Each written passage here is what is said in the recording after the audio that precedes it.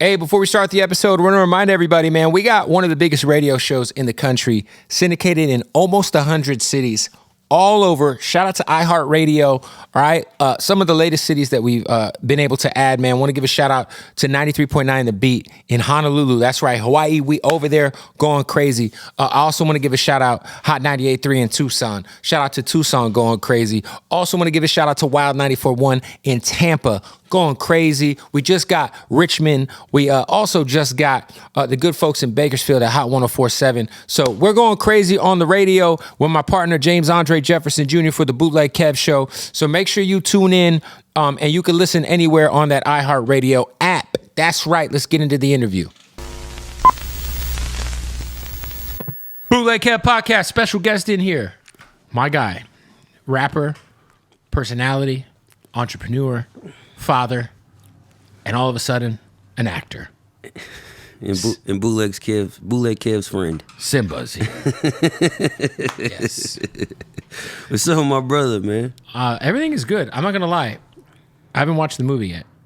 That's fine. It just hit streaming. You could check it out. So my boy Cook is from Pittsburgh, obviously. No, I'm from Newark. Newark? Oh, my bad. Okay.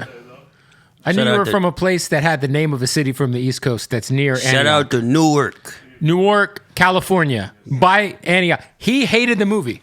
Really? He said, Crazy. you said it wasn't good. Really? No, he's a hater. No, he said. What didn't you like about He it? said he didn't think there was any real acting until Pedro Pascal came on the screen. Wow. That definitely sounded like a Bootleg Kev take. No, I didn't see it. He just said this. I appreciate him lying though. But look, when you decide, like, obviously playing Too Short's got to be fucking an honor of all honors. Yeah. And you also like, I never saw the resemblance Yeah. until and I was like, oh shit, like y'all really. Yeah, well, they kind of made it that way too with the teeth and the makeup and the hat, the clothes, everything. No, I mean, yeah. Yeah, so we all know Short. Grew up with him my Right. whole life, been around him, so I knew his mannerisms, how he walk, how he talk, everything. So that plays a big part in it as well. Did they have to get like permission from him on who was going to play him? Yeah. And he was like, yeah, of Yeah. course. But I think the thing was, because the way I got the call, I had just got off the Joyner Lucas tour. Yeah. This was back when I was dropping music. Yes. Which, I don't know what's going on with that. We'll get to that. But yeah, that was when you were opening up for Joyner, which was a dope tour. Yeah. So I had got the call when I was on the tour, and they was like, yo, it's this movie. It's a Bay Area-based film. They looking for somebody to play Too Short. So I'm like, okay. I'm like, send it through. The lyrics that they wanted me to audition was Fight the Feeling. I guess it was like people was having trouble not Forte. knowing songs. Or, Say ho. Yeah. Yeah. Yeah, I see you walking down Yeah. the street, so I had to stop. And I knew that song Right. like top to bottom. So I literally just did my best Too Short impression and rapped the song to the camera, and like 4 days later they called me. Wow. And I got the role. That's big. Yeah. Yeah. And then do you call Too Short and say, hey? Yeah, so I hit him up and I was like, Unc, I got the role. He was like, I know. And I was like, how you want me to represent this? Like, how you want me to do it? And he sent me 4 videos, like 4 of his early music videos and an interview. And he was like, just embody this energy. This is what they want on camera. And I just, watched the videos. And when Yeah, I because showed like up- 80s, early 90s Too Short's a whole different.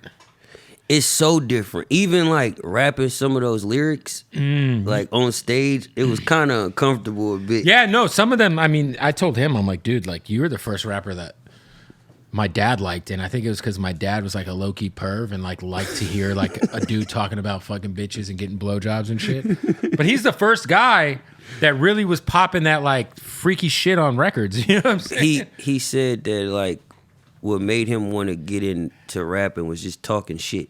Right. He was like, he loved music, he loved the funk, he loved the parliaments and different elements of what music was to him in those days. But when he started making his music, he wanted to have that sound, but just talking everyday life shit, like Right. shit that's going on in real life around the neighborhood. So I gotta think- watch it. I'll give you my own review. Cook's review is not I good. think it's a great film. I think I can't wait to watch it.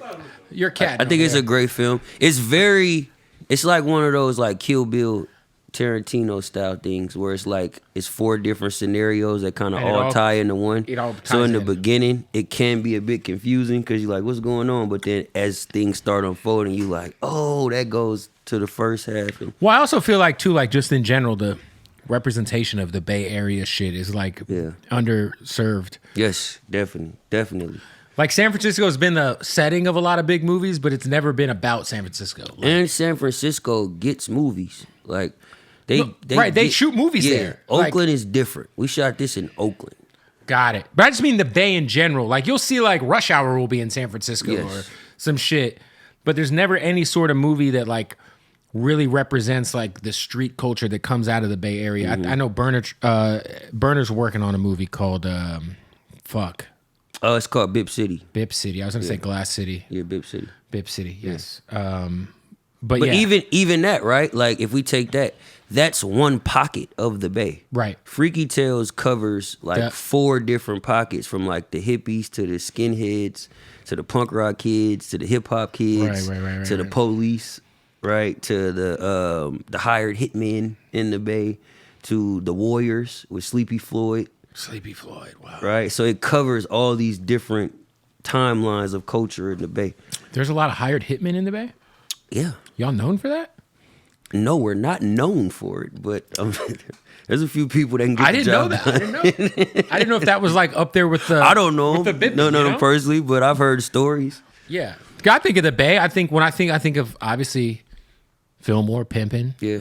Well, that's for sure. Players is what we players. where we really Yes, know from. for sure. I've learned to say player because pimping just sounds so crazy in this era. Dated.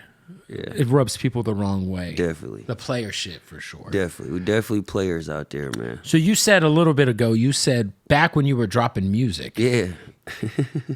So what is going on with your career right now? Are you still on Atlantic Records? No.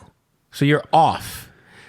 Was this because of the new regime that came in? Because we all saw the new regime. The Grange came in. The 10K guy came in. Yeah, that played a big part. But it was going away before that even was announced. Well, I feel like I've been telling you to get off Atlantic Records for like 4 years. I'd be like, You buddy, what are you definitely like? Get the told me fuck right. off this label. They're forcing you to do these fucking songs. It's not that. This what it is, right? I'm always kicking from both sides. I hate when artists like come up on certain platforms and just bash their label because fair point, yeah, at the end of the day, They like did a lot for you. Atlantic did a lot for me. Right. Right. I got a lot of fans that will be fans due to Atlantic Records introducing them to me. Certain Fair point. people Dallas introduced me Yeah, yeah. to, or Jason Davis, whatever it may be. So those fans will always be there because of them, and I salute them for that. But it could be a thing of like, you know, sometimes visions don't align. Mm-hmm. They could see something, and what they see could have possibly worked, and it may not have been what I seen for myself, and that could clash. So 2 things could be good, and it just may not work. You know what I mean? Like the timing may not have been there. It was COVID. There's a lot going on. There's a lot happening. Of course, we had a lot of misunderstandings with certain Right. moments that was missing, things like that. But we had a lot of sample issues when it came to certain records that I feel could have defined certain things. So it's a lot of things behind the scenes that it's no one person's fault or no Technically, one. you didn't drop an actual album. You No, just I dropped never 2 dropped an mixtapes, album. right? I never dropped an album. That's why I be like kind of laughing when everybody just. Because be- those were just mixtapes. yeah, it's mixtapes and like my first offering at being in the industry. Right. So it's so much I've learned, and then it's just like, shit. Being honest with you, Kev, you my brother. I made a shit ton of money Off of things that weren't that wasn't music. right. So it's like when it got to that point, I'm not really feeling like the struggling artist that like has to just show up and prove myself to the label anymore. It was just like, yo, this is what I want to do. And because my trajectory wasn't at a certain point, they felt I should maybe listen or I should go a different route. And I felt like, nah, I want to go this way with it. And things didn't align. And shit, me and you was together at the Pop-Out show last year. Yeah. And you was like, when the album coming? And what'd I say? I said, I'm an influencer now. So are you still trying to make music? Bro, I got music ready. I know. to No, go. I know you have an insane, preposterous amount of unreleased music. Put it like this. I just had 4 label meetings last week. Do you think that is your best thing outside of obviously getting a bag in advance, all that stuff? But like in terms of like, do you think is it a major label thing? Because I could see I feel like you just gotta. Here's the thing. I don't believe in the independent way for me. For me. Okay. Right? And what I mean by that is I'm someone that I feel I work best with a partner.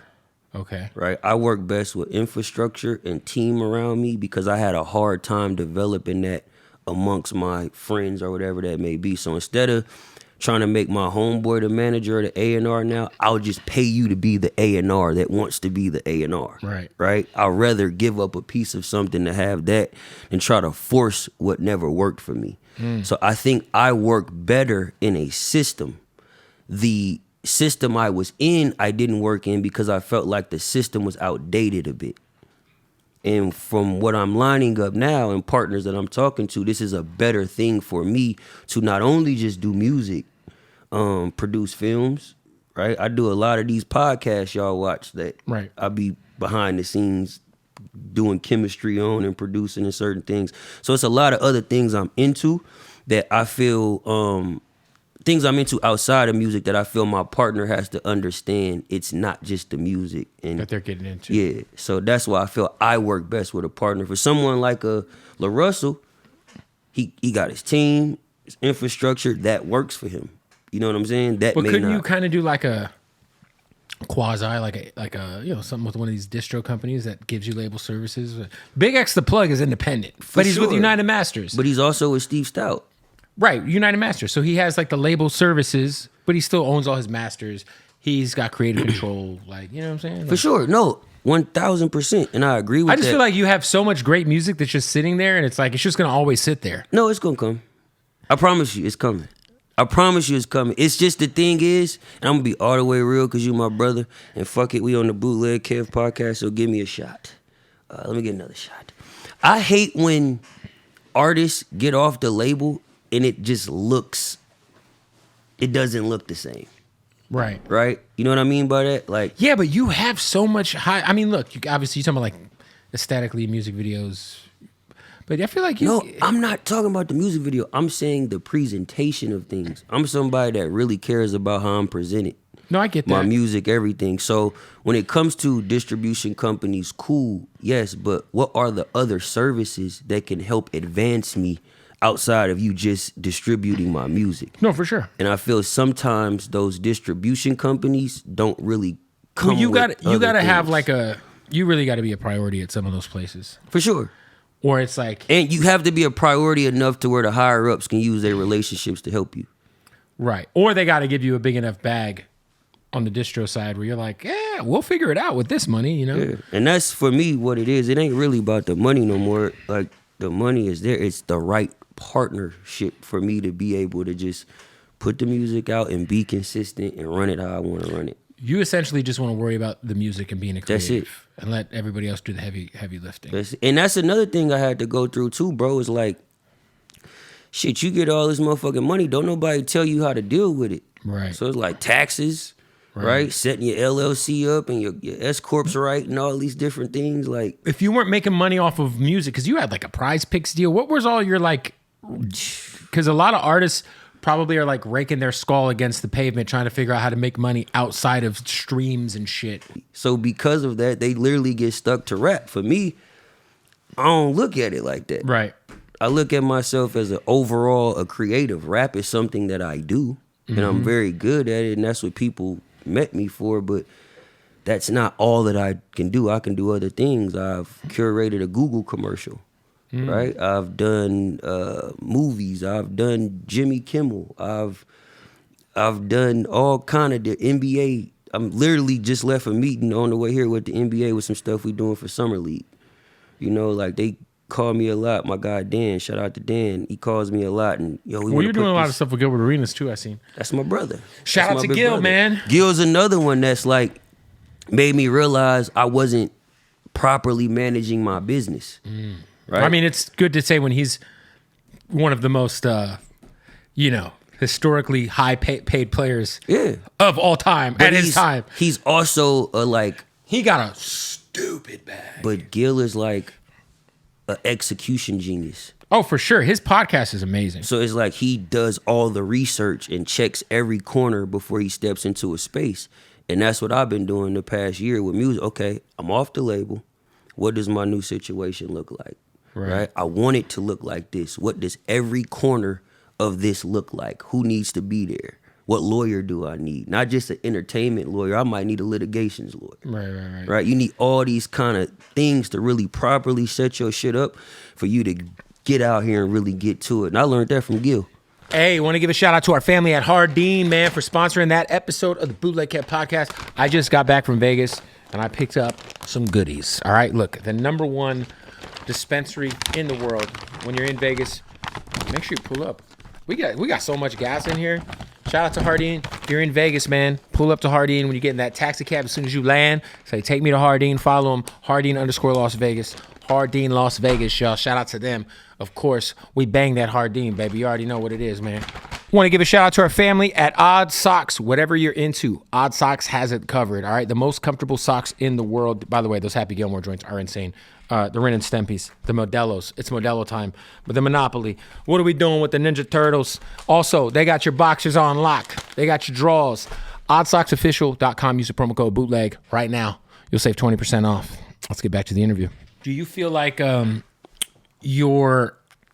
I think at the end of the day, Atlantic Records, when you get there, by the time you leave, it's a whole different cast of people. Yeah. Is that something you always will hear that when artists sign somewhere and there's a regime change?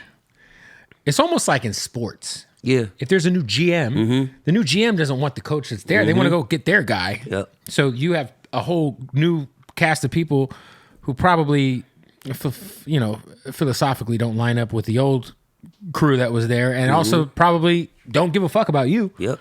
They want to bring in their own folks. Yep. You know what I mean? Yep. Is that essentially what kind of? Well, Because I heard they released a bunch of artists. Dog, 300 people got fired in a day. Right. I mean, the radio department got gutted like crazy. Everybody, But these are things the public don't know. Right. And they'll just be like, oh, he's not putting out music.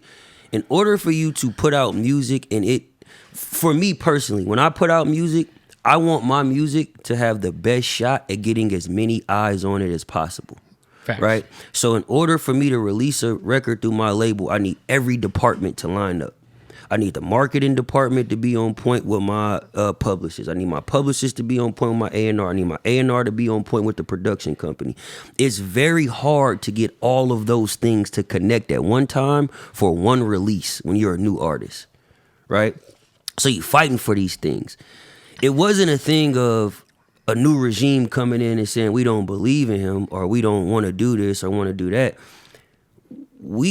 The team I had was already gone 2 years before that even happened. Oh, they were already. The people who, you know what I'm saying? They was already out the building prior to that. So yeah, I mean, Dallas had been gone for Dallas was gone for 2 years. Yeah. He was just really a consultant that was there for like me, Roddy, Corday, certain people like that. But outside of that, he was just there as it wasn't like, you know what I mean? So it was very difficult with having 7 product managers in 4 years.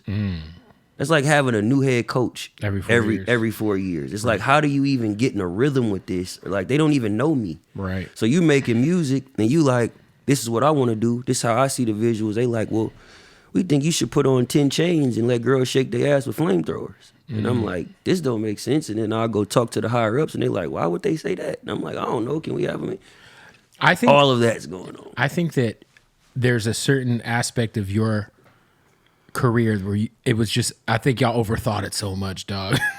No, it wasn't that. I'm telling you what it was. It was COVID and sample issues. Yeah, I mean, I know there was a lot of big records you had that didn't drop because of sample issues. Yeah. I just think of like, you have this like, almost like the ball's been passed to you as like the new, like the new fucking rapper. Has it been though? I think so.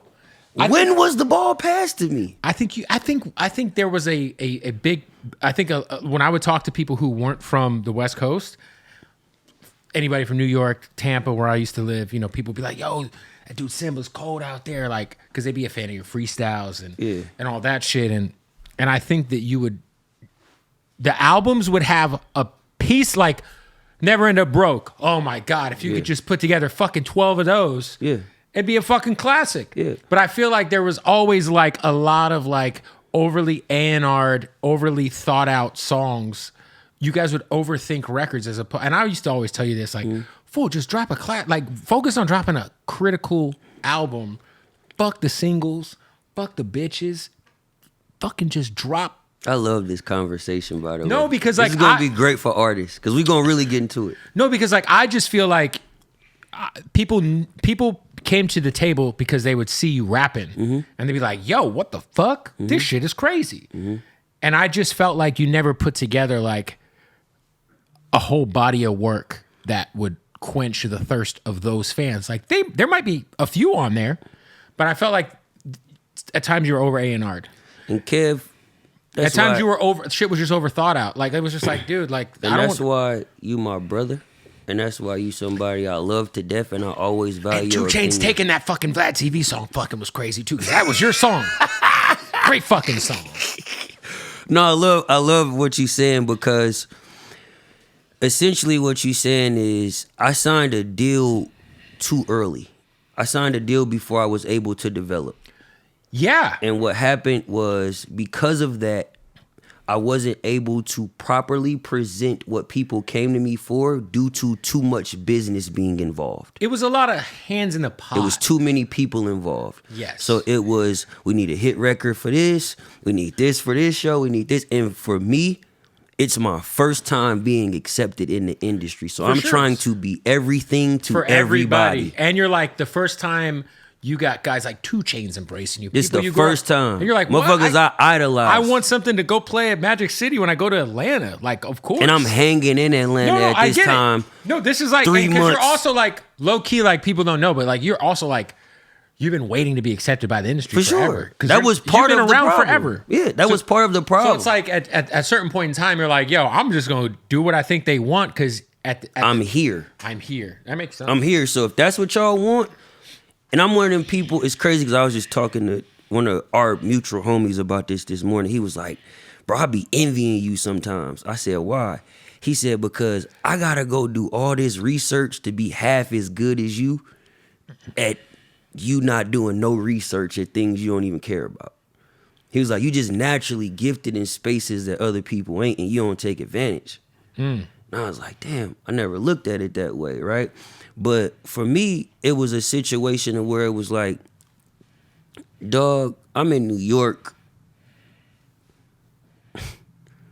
I'm in New York in foreign cars with $1 million, hanging with Melissa Ford, going to eat, and I'm having fun.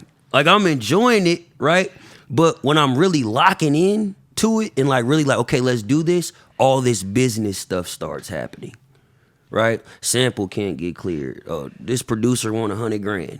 This right. person Which want is this. crazy. This but that's person the thing, want it's that. almost and like, it'd be the same producer who say they want hip hop to thrive and flourish, but you trying to bang me across the head because I got a deal that you could take advantage of because I got a budget, right? So when all this is going on, I'm like, you know what? I'ma just enjoy this shit. I'ma just enjoy it and live in it because it's obviously a bunch of chaos and it's too much business going on around me for me to even understand what the fuck is going on. So I had to draw back and look at it from every angle. Okay, what's this person job? What's this person getting? What's that person getting? And when I figured what was going on, I said, oh, shut all this shit down. Because what was the name of the song that got you signed to Atlantic that never came out? Loco. No. It was a song you played. Black Jesus. Black Jesus. Black Jesus. It's like, that's what got you signed. But imagine if Loco comes out. Because you heard Loco. Yeah. That was the original Me and Roddy Ricch song. That was the original thing of how people found me, and it was that.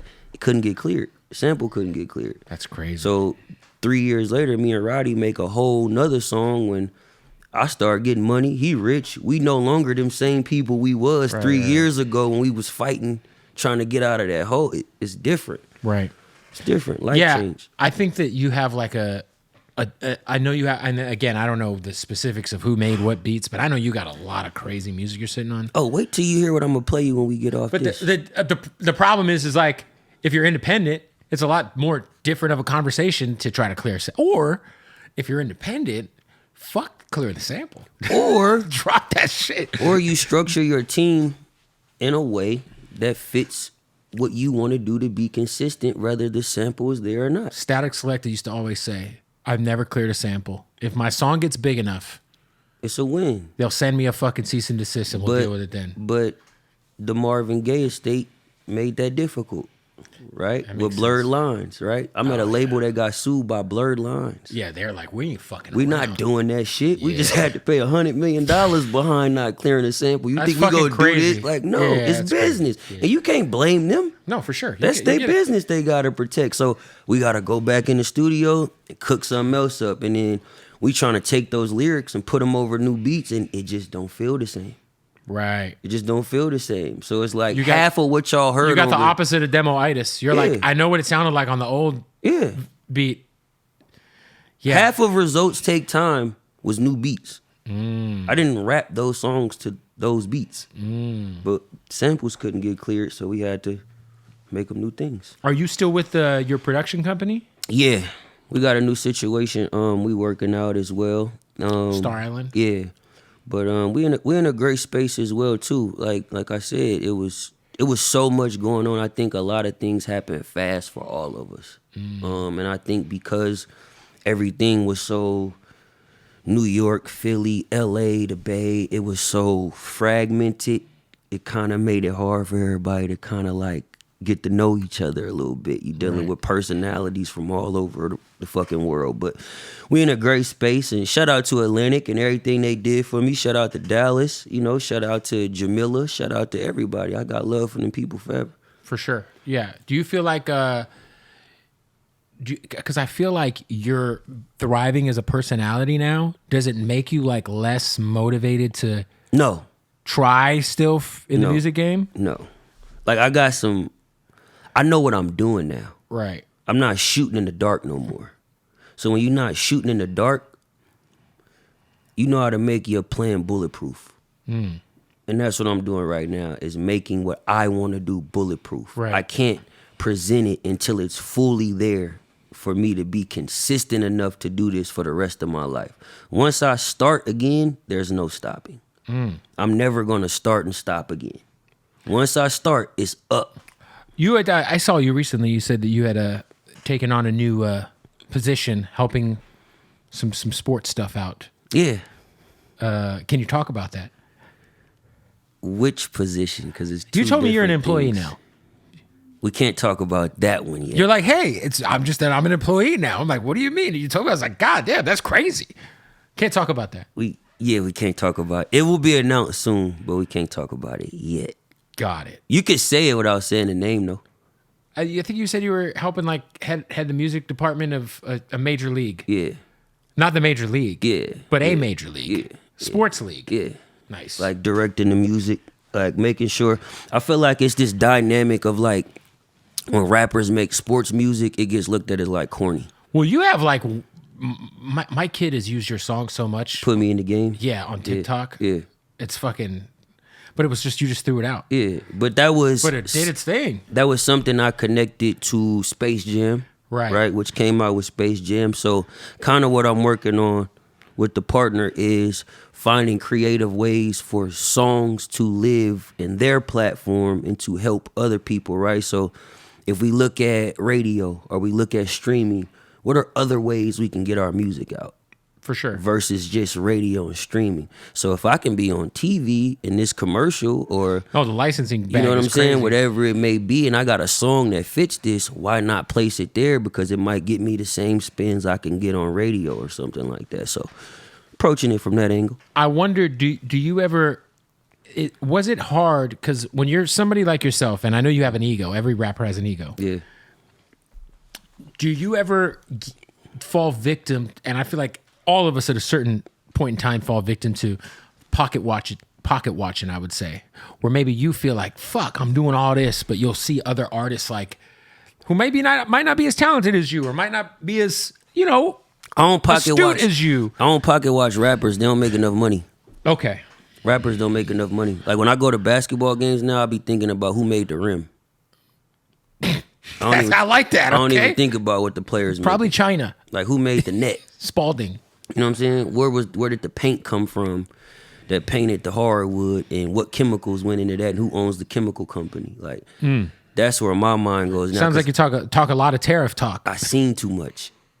Yeah. I seen too much. Right. Like I seen too much, and I seen how it works, and I'm like, oh, I was worried about the wrong shit. Like I was focused on things that's like really ain't gonna change shit. I gotta integrate need spaces to really affect the change. But you also are very like you're a very confident artist. I'm Like, just a you've confident person. Right, but I mean in the hip hop space, you've obviously like you've popped your shit. You've some light. Cause if I rap, like let's be real, who fucking with me? Right. Besides my mans. Who's your man's? I mean, you know my mans. It's Kenny. Kendrick, yeah. Yeah, besides my mans. Right. That's my nigga. Like, besides my nigga, who fucking with me? Right. I haven't had the platform that some of you have had to be able to shine, but it's coming. And just prepare yourself. Are you at all conscientious of like the next thing I do? Is it going to be singles, or are you going to deliver a body of work? Body of work for sure, but I think the main thing immediately is just getting back to what putting music feels like. Out. When's the last time you dropped? It's been 2 years? 3 years. 3 years? 3 years. What the fuck? 3 years. My last record was Top G in May of 2022. No, 2023. So that's 2 years. Yeah, I was about to say, dude, I don't think it's been 3 years. Fuck. 2 years, 2023. That was the one that you shot over in, was it Top G? Africa. Africa, yeah. That was a story I told on Sway about, once again, I went to the label with a plan, but there was a new product manager at the time. So she didn't understand. You said you shot that out of your own pocket, right? Yeah. Paid to go to Africa myself, my own people, took my son, Fire. went out there, did everything on my own. Had a good time. Had a great time. It was one of the greatest experiences of my life. But, you know, Yeah, I what mean, it is. damn, that's crazy. It's been that long. It's been 2 years. And you know what's even crazier? The last time we did an interview, you asked me, how long is it going to be before you drop again? Because I'm not trying to wait 2-3 years. It was right after Results Take Time. That's we crazy. did an interview and you said that. And it's crazy because I told you, I was like, it's not going to be long. I said, I'm coming top of the year. Well, you've played me so much shit that's like amazing. And The it's music. like, this the shit we need. Like, this the shit. Like, you know what I'm saying? Like, Watch what I'm going to play you when we get off camera. The music I'm creating right now with my dog, Rob Knox. Shout out to No ID as well. He's been giving us a lot of pointers. shout out to No ID. But the music I'm creating right now is me. It's what y'all see. It's what you see on those freestyles in song format. It's literally that. But I had to get better as an artist, right? I fell in love with rap. I never fell in love with being an artist. So I had to learn what that looked like for me aesthetically, right? What am I going to talk about? Who am I speaking to? What's my concepts? What's my colors? You know what I mean? How does my visuals touch the people that's paying attention to me? I had to learn all of that and learn how to put that within the music. And, you know, back in the day, that would be called artist development.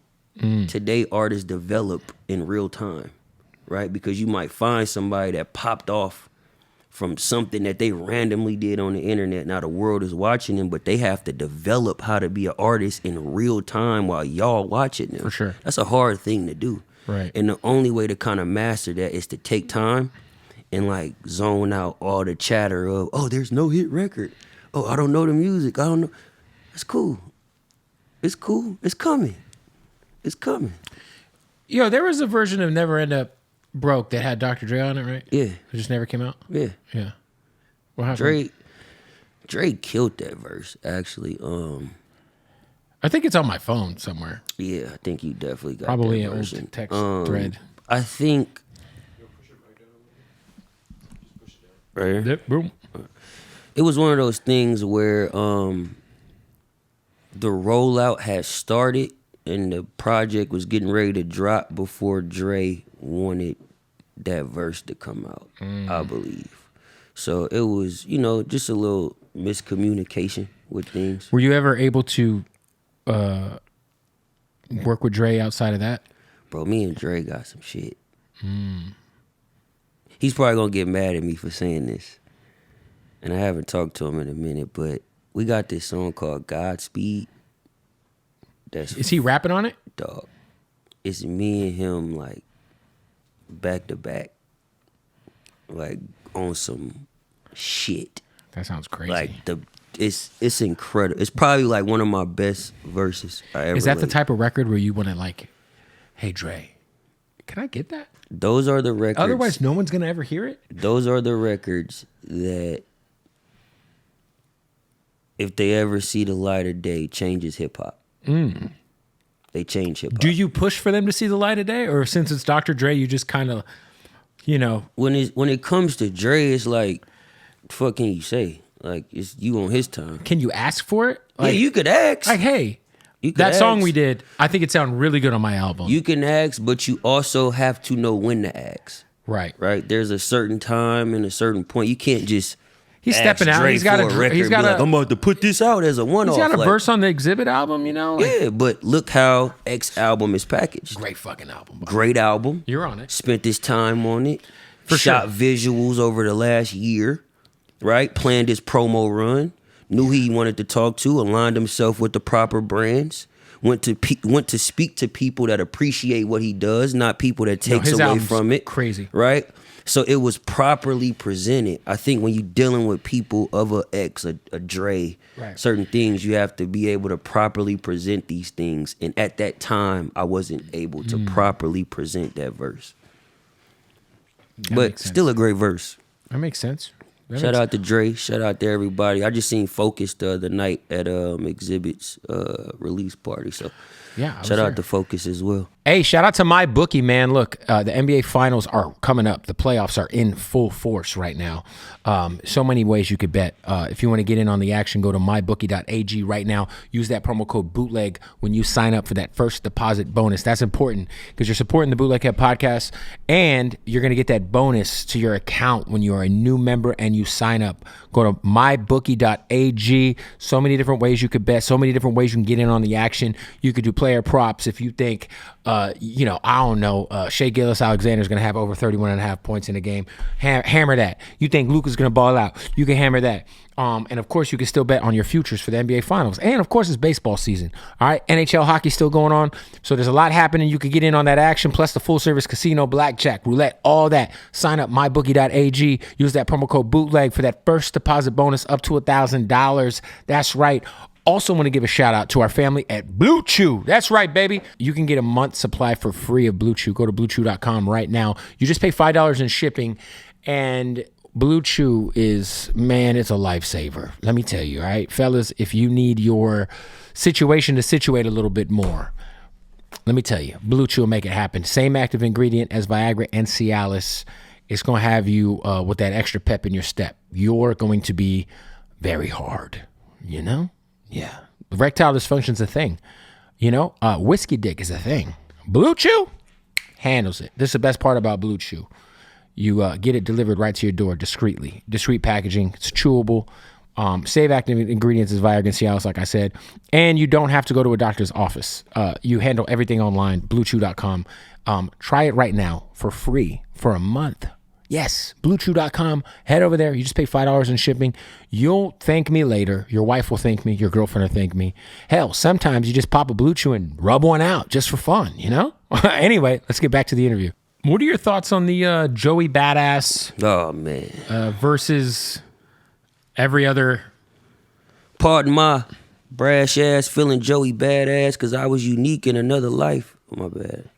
I just be rapping Yeah. in my head sometimes. But I'm curious, like, I've enjoyed the back and forths, and I was hoping that this cipher with Sean and Ab-Soul was like the ending, Yeah. and then it just kept going. Nah, yeah. And I'm like, all right, guys, we get it. Like, everyone's taking advantage of the moment, like, I'm starting to realize, but it feels very friendly. March through June is like rap beef season. I mean, I think fucking starting to realize last that. year it kind of made that a thing. I think the beef is great. I think it's great It's for not hip-hop. beef though. It's just friendly. Like, I feel You're like right. You're right. Joey You're Badass right. is You're right. like got a lot of respect for TDE just by Yeah. buying TDEast.com. For sure. For sure. But I feel like, you saw that with like Joey and Ab-Soul doing that back and forth. It was so dope. I was like, this is what the fuck I want to see. Mm-hmm. Because they are friends. They used to be on tour together. They're buddies. Like, Mm-hmm. and you know, Joey's one of them ones. You know what I'm saying? They got to stop acting like Joey ain't got plaques too. By the way, Joey got a couple of plaques. But I got one always- hanging out in my hallway right now. They It's forget platinum. about Devastated. It's platinum. It's hanging in my studio. They It used to forget be on my about it. old set behind me. They forget Joey wrote Rockstar. Joey is a prolific MC who, again, you know, I feel like at certain times he dibbles and dabbles, like where he's like, yo, this acting shit's going crazy. Mm-hmm. And he dives into the acting and then he's back outside. And, you know, I just think Joey's, and I think it's been dope because I feel like this whole beef's at least shine a light on a guy like Ray Vaughn, who's really dope. Shout out to Ray Vaughn. And Reason, and obviously Daylight's a fucking alien. He just dropped today, didn't he? Yeah, I haven't listened. But I'm like, it's cool. I just thought that the perfect, like, you know, icing on the cake would have been that cipher, and then it dies there. Yeah, nah, it turned back up, man. I think it's great right now, especially right now. Like rap is in I'm not gonna say music, rap is in like a weird space right now, where I feel like even the fans don't really know what they want. Yeah, I feel like commercially, it's definitely like the last year has been. I mean, Jesus, just Kendrick and SZA. Yeah. Kendrick and SZA. But those are people that understand it at a high level. No, for sure. And but it's like almost like this weird space where it's like, okay, then Drake drops Nokia and everyone loves the song, but it's not like Great song. It's a great song. But I feel like in LA at least, or any of my rap buddies, they don't want to like it too much. Because it's so good. Well, I think the beef between Drake and Kendrick kind of caused a divide between a lot of things. Like even in the songwriter community, it's certain like songwriters that fuck with one artist That makes that sense. won't work with the other one because they know that person. Like it's a heavy thing. There is a real still divide. Like there was a situation recently that I won't say the names of, but let's say person A who had a beef with Drake. I think I know what you're talking about. They had a VIP room reserved at a strip club. And couldn't get in there. No, they reserved it. They're there all the time. By the way, person A that I'm talking about is a fucking superstar level human in the music industry. Person B, maybe not a superstar level person, but very close to a main guy in the big beef, comes in and says, hey, we want to take the VIP room. The strip club says, it's already for so-and-so. That's why I said they couldn't get in there. Right. And so, yeah, it's like this weird thing where it's like, okay. And I happened to go that night and I didn't know how, because I've been pretty critical of Drake on Twitter. Yeah, you didn't know how powerful he was. No. I didn't know how, I ran into his people. And I wasn't sure until I saw them and they were cool. And I was like, oh, okay. Yeah. I was like, I know I've been dogging out Drake on Twitter. What's good, guys? Yeah. I'm just being, bluntly honest about the whole Yeah, situation. nah, real talk, man. I think It has changed music, though. I think did. it's almost like, I think Drake catching Nokia is great, and as long as he just keeps on putting hit records, it'll. I just don't think it'll ever be the same. He's Drake, dog. He's Drake, but it'll never be the same for a certain aspect and portion of hip hop fans. Here's the thing, right? And I said this once before: it's culture versus commerce. For sure. I think Kendrick's problem. Well, and I'm speaking for myself. I'm not speaking for Kendrick. Right. I think Kendrick's problem was some people of commerce come into our culture and turn it to commerce. Right? And this is a thing that's ours. This Right. is something we should be able to have control over. Right. And at any given moment should we be looking at each other asking, how did this happen for somebody we didn't agree with to be here? Not saying that was Drake or whatever it may be. For sure. Right? I think when culture becomes commerce, the person of culture at that time stood on it. And he Right. said, man, this is our thing.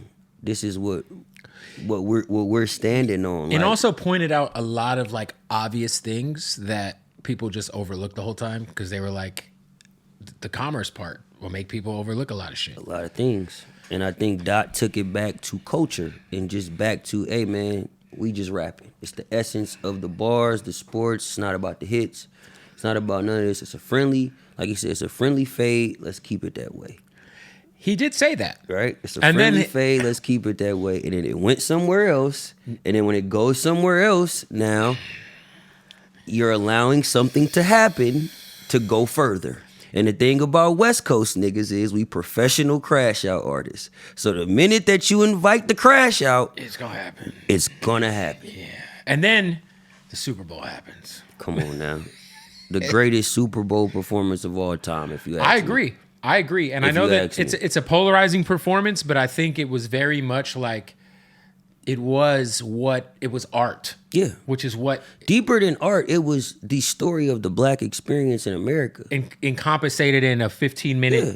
It was amazing. Every bar I write, like my verse on the Exhibit album is about the black experience in America. For sure. I identify when I write with the black experience in America. I'm always trying to make people think about the black experience in America. So if you gonna glorify killing a nigga, then nigga, you gotta go glorify doing them 30 years. Right. You gotta glorify doing that life because that's what come with it. Don't just tell one side of the story, tell the whole experience. Right. And what Kendrick did at the Super Bowl, right? For the NFL, national television. Biggest, I think the most biggest viewers stage ever. Oh, well, the most viewers ever Biggest on a thing halftime ever. show. Yeah. Eagles, Chiefs, right? He told our story from the black experience. Man, if you hating on that, you hate yourself. Yeah, it was funny because it was like there was either people who were Drake fans who said it was overrated and trash. So that's like one bucket of people. Then there was people who just didn't get it because they're like not So I talk generic music fans, but the hip hop heads or the people who were really like culturally astute, they were like, "Yo, this is fucking brilliant." I talked to a friend of mine who actually works at the NFL, and she's a white lady, Yeah. not of the same ethnicity, and she said she didn't understand. She went to the rehearsals, and she seen the whole thing, and she just thought it was incredible. She didn't even know the storyline and everything, and then when it happened. And she seen the storyline hit the internet and all these She was different like, "Oh my things. God." She was like, wow, I didn't know this. But it brought awareness to things she didn't know to where she went and looked into certain things. Right, and she was texting me like, yo, I never knew this happened. Right. I never knew Samuel Jackson was bringing this up because of such and such and such and such. This was an educational moment for the world. For sure. It wasn't just for us. It was for the world. And I salute bro for standing on that stage and if you lending just his look at, platform like, to us. Just all of the like trends that came at it, the Not Like Us dance at the Super Bowl. Everybody was doing that shit, bro. Everybody was wearing jeans for 2 months. Everybody had the straight, Canadian tuxedo. doing TikToks. Oh my goodness, crazy. But crazy. that's culture. Yeah. Did culture. did you ever? Because you've been in the studio with so many artists. What's been the one artist you were able to be in the lab with, where the music didn't come out on the other side, but you were just like, was it Kendrick? Was it? I mean, I know you've been in with a lot of people. A song I did with No, somebody, even or if you're just being in the studio with somebody, helping out, or just fly on the wall in the room, like. Man, I would say Dre. Yeah, Dre'd probably be the one, right? I would say Dre, even though there's more probably names that would be entertaining for the internet if I said it, but to be honest, it would be Dre because Dre has this attention to detail. I've heard that- I heard it's damn near annoying. For me, it Because he's wasn't. such a perfectionist. For me, it wasn't annoying because I was trying to understand the idea of where he was going with it. And there was a certain thing he was hearing to where what I figured out was he was hearing the music as an engineer, how the listener's going to hear it. And I'm thinking how I want to rap it. Right. So he gave me a way to say it. So based he'll off tell you, how the say it this way, listener- say it this way. Yeah. And he Yeah. gave me a way to say it based off how the listener will receive it.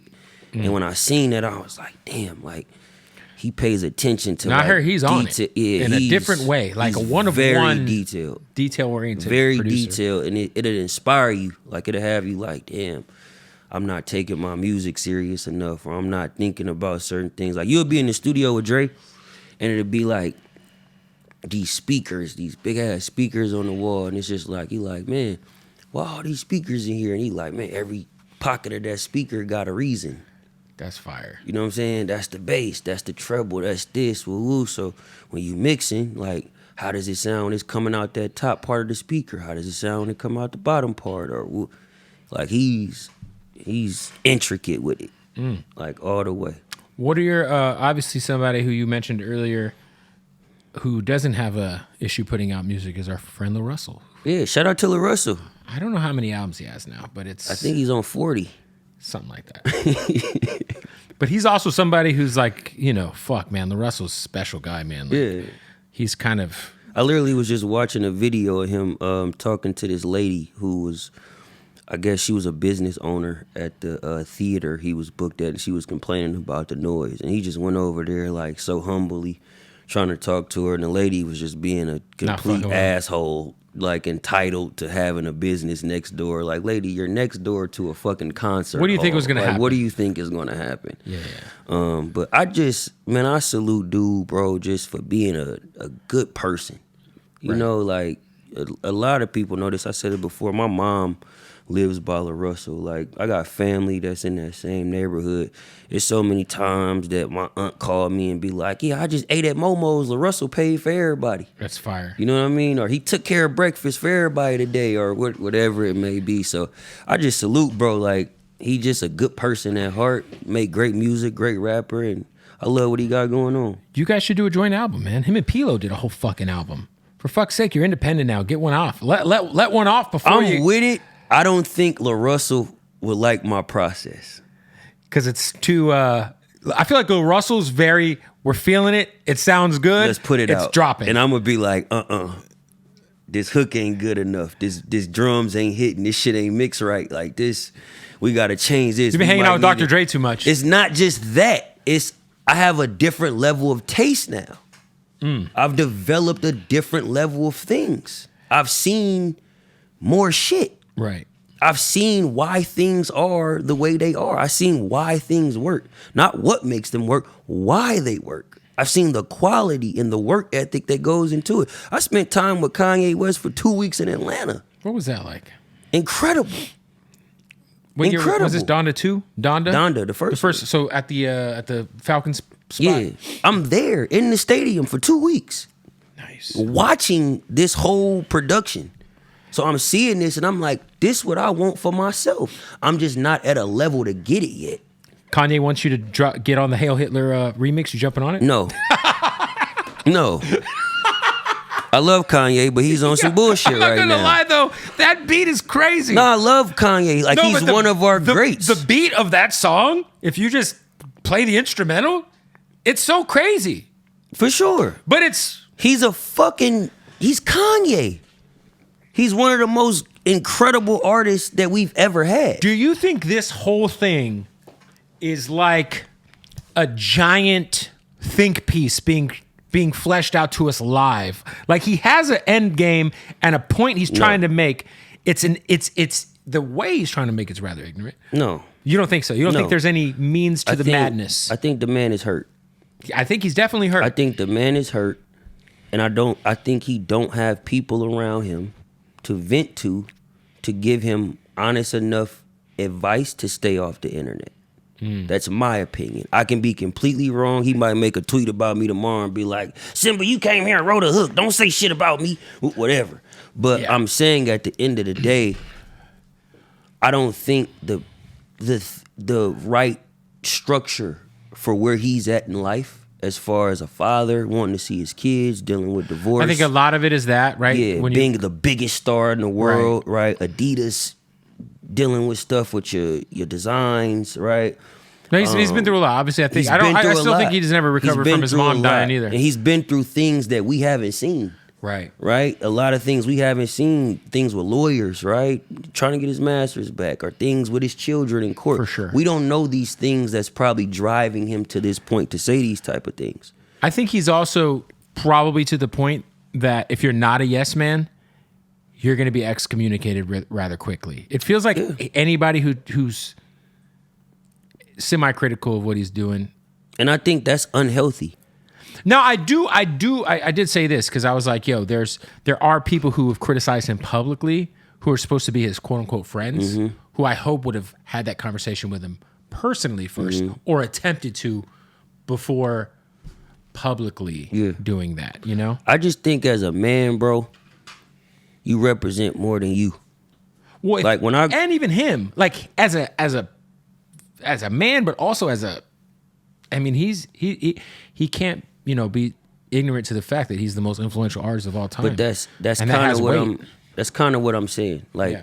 as not only a man, as you just said, one of the most influential artists of all times, you have a responsibility. I think he's the most influential artist. of might all be, time. Yeah. might be, right? Whatever it is, you still have a responsibility as the titles that you are outside of being that, right? Outside of being the greatest artist of all time, you're still a father. For sure. You still a son. Right. You still somebody's husband. You Right. still a friend. Mm-hmm. I'm still your friend, Kev. Right. If somebody called me right now and tell me, "Hey, Bootleg Kev said such and such and such and such about you," I'm gonna call you. Right. Even if they tell me and say, "Don't tell him I told you," Right. I'm gonna call you as Right. your friend, Right. Because we have a vow to each other that we friends, and I'm gonna say, "Hey, bro, did you say such and such and such and such? Because this person said that." And if you tell me no, I'm gonna believe you because that person told me not to tell you, Right. and we gonna keep that amongst us. I think he's missing that, and I think he goes to Twitter and he lets it all out.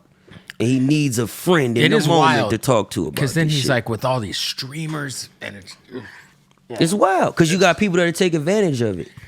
yeah. You got people that literally pull up and act like they fuck with him as a person just to get Just a to get moment the for their moment. Just to podcast get the to be moment. able to blow up. And it's like, bro, you making this man look crazy as a father when he go to court. Yeah, we're in a weird place where like there's like people who aren't even hip hop fans who are somehow like dictating conversations. Like the Adin Ross dude talking about Doechii was like who the fuck is this Fuck kid? Adin Ross. He's a bitch. Fuck Adin Ross. Like- and I mean that with everything. Listen to me. I'm not saying this on no threatening shit, but I'm saying fuck Adin Ross for disrespecting that black woman. Doechii was at a Met Gala, probably had a moment of being irritated and things going on. Nigga, you don't know what it's like in that moment dealing with all of that. Who the fuck is you to speak to that woman like that? Fuck you and fuck everything you got going on for speaking to that black woman like that. We salute Doechii, we support Doechii, and we stand by Doechii in her moments of being frustrated and her greatest moments of winning a Grammy. Nigga, we coach her and this is what we stand on. Fuck you. You're a guest here. You have no right to talk to that woman like that because you ain't did enough to even say nothing to her. I don't even know what makes him a guest. Because he's not a hip hop The fan. internet makes them a It's guest. just crazy because I remember seeing him and Kyle from the Nelk Boys, and I'm cool with Kyle, but I remember hearing them talk about Euphoria. Yeah. And I put a comment under the video and I said, this is like watching two blind people discuss what a Picasso painting looks like. Because they have no fucking They idea. got no what the idea. You're not fuck even they're from talking this. You're not from this. You don't know the frustrations of being a black woman at the Met Gala? about. It's like Drake fans aren't always hip hop fans. And Facts. to me, like those guys are like, they're Drake fans. They're not fucking hip hop fans, Facts. bro. These guys, when I saw that shit, I was that like, shit bro. pissed me off because what it showed me is y'all motherfuckers is getting too entitled. Facts. Y'all getting too entitled to speak up on things that ain't got nothing to do with y'all. That woman is dealing with something at the Met Gala that ain't got shit to do with you, and you calling her a piece of shit for how she spoke to her team. Bro, you don't know what was going on that day. Yeah, and so like- shut the fuck up. And anybody who can listen to her project and say she's Know an that industry she ain't plant- no mean ass black woman No, it that's ain't just even that. mad. The industry plant shit. She is like, I said it was the album of the year last year, way early. I'm like, yo, this is By an far. incredible By far. body of work. By far. Artistically, she's insane, and anybody who doesn't And get let's it, just be real. That girl was vlogging 5 years ago. 5 years ago. Trying to get herself known. Who the fuck is you? For sure. As an industry plant to call her an industry plant. She worked for that shit. crazy. I think these streamer dudes make so much money. And that's fine because they but when develop you an come up audience. with all that cool. money. I'm not even talking about like I like Kai, but I'm talking about like there's all these gambling deals people are getting. They're getting all this fucking money, and it almost feels like people can equate the fact that they have fuck you money to being like just shitty. Yeah. Like, bro, you not on me. I can't speak for other rappers and other entertainers. When it come to me, ain't no way in the fuck. If I ran across Adin Ross right now, I'm not gonna say nothing to him. Right. I'm gonna say something, bro, because you got to be accountable for what you said to that black woman, and I'm a black man. So if I let you say that shit and I don't check you, I'm just allowing you to think this shit is cool. The thing that sucks is there's still gonna be countless artists that That's cool. Y'all can do what y'all gonna do. But I'm like, yo, go on the stream and at least check this. Y'all could fool. do what y'all gonna do. Y'all can go to his stream. Y'all can do all of Right. that. That stream ain't that important to me. And it's for- also for how not you important to record. disrespected that black woman, It's bro. also not important. It's not translating to fucking you selling records. Man, it ain't, that stream ain't that important to me for what you did to that black woman and how you spoke on her. So until you apologize or until you got something to fix that, nigga, is fuck you. And if I see you, it's fuck you, Mr. Ross. Facts. Period. Shout out to Doechii. Alligator bites don't heal in stores now. All right, so music coming soon. You're just working out a deal. Essentially, you're trying No, to we're figure out working your out. next home. We're working out something monumental. Taking meetings, figuring it out, figuring out everything. The creative side. The meetings have been great, but I know where I'm going, and the person who I've been talking to know where I'm going, and it's not a traditional record label thing. Is that Red Bull? No, it's not Red You Bull. about to sign the prize picks? Nope, but it is something untraditional. Okay. And this is a great friend of mine that I met a few years ago, and we just kind of see things the same way. Are you about to sign to Gilbert Arenas? No. I gotta ask. He's got stupid money. I don't No, know. Gil's my dog. He got to spend that Orlando Me and Magic Gil, money. so Gil created a show called Battle Mode that started from our group chat. We were all playing video games. So he went and created this show. So we all are, that was in the group chat. I saw you just bowling with him. You were. Yeah. I didn't know you were a good bowler. Because we battle every day. Okay, so it's it's a competitive nature. It's Yeah. Nick Young. It's If I send Brandon you over, Jennings. I have an OG Wizards jersey. Will you get a sign for me? Yes. Okay, good. Matter of fact, what are you doing next Friday? What are you doing May 30th? I don't know. I'll probably be here. May 30th, we're doing the championship of our basketball game. You should come and bring your Wizards jersey, and he'll sign it right there for you. Shout out to Gilbert Arenas, man. Let's make that happen. An Arizona Wildcat great. Let's make that happen. The Wildcats of Tucson. No, it's a big thing that we're working on. It's just taking a little time. It's very unconventional. It's something that's new. Dope. In this space, and these are great people. And they have great vision. For And fuck's sake, put some music out. For fuck's sake. it's coming. I promise you. But like, don't overthink it. I'm not. You are. I promise you I'm not. You're the fucking great overthinker. I promise you I'm not. All right. I promise you I'm not. It's coming. Well, That and beyond. Symba. Got a lot of stuff. I feel like rapping. quick break, man. Want to give a shout out to our new sponsors, man. Our family at Slap Woods. Make sure you follow them right now on that IG at Slap Woods. Show them some love. Go to slapwoods.com.